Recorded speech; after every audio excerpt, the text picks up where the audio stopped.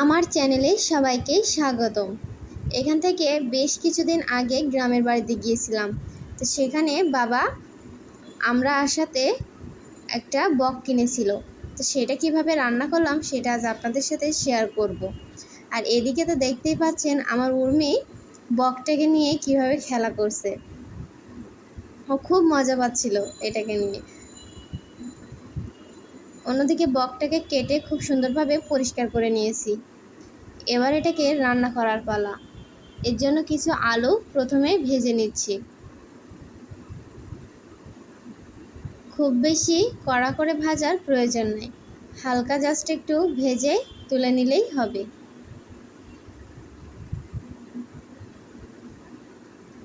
এবার ওই কড়াই গোলমরিচ আর শুকনো মরিচ ফোড়ন দিয়ে দেব। দিয়ে এখানে কিছুটা পেঁয়াজ কুচি দিয়ে দেব আর রসুন বাটা দিয়ে দেব।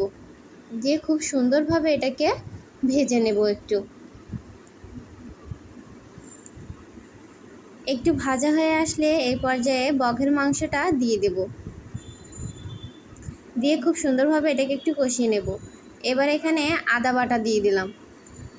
দিয়ে আবারও খুব ভালোভাবে নেড়ে চেড়ে এখানে লবণ দিয়ে দিলাম পরিমাণ মতো, হলুদ দিলাম 1 চামচ, দিয়ে এখানে সামান্য একটু জল দিয়ে দেব যাতে মশলা করার সময় পুড়ে না যায় বা তলায় লেগে না যায়। এবার এখানে ঝাল দিয়ে দেব। ঝালটা একটু বেশি পরিমাণে দেব, তাহলে খেতে অনেক ভালো লাগবে। যে কোনো মাংসের ক্ষেত্রে ঝাল দিলে কিন্তু তার টেস্টটা দ্বিগুণ বেড়ে যায়। এবার খুব সুন্দরভাবে কষিয়ে নেমে আলুগুলো দিয়ে দেব। যেহেতু বকের মাংস বেশিক্ষণ টাইম লাগে না সিদ্ধ হতে, এই কারণে আলুগুলো এই পর্যায়ে দিয়ে খুব ভালোভাবে কষিয়ে নেব। এমন তেল উঠে আসলে জল দিয়ে দেব পরিমাণ মতো। এবার এটা সিদ্ধ হয়ে গেলে এখানে আমি 1/2 চামচ জিরা গুঁড়ো দিয়ে দিব। দিয়ে খুব ভালোভাবে এটাকে মিশিয়ে নেব।